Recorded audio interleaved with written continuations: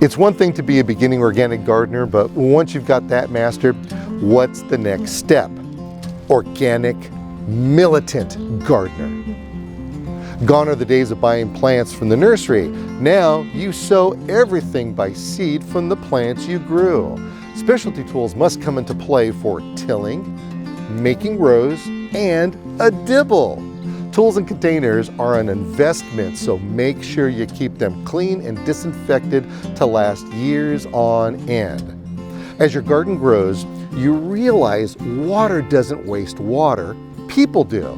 So be strategic where you put it, and automating irrigation from a hose bib is as simple as turning a knob.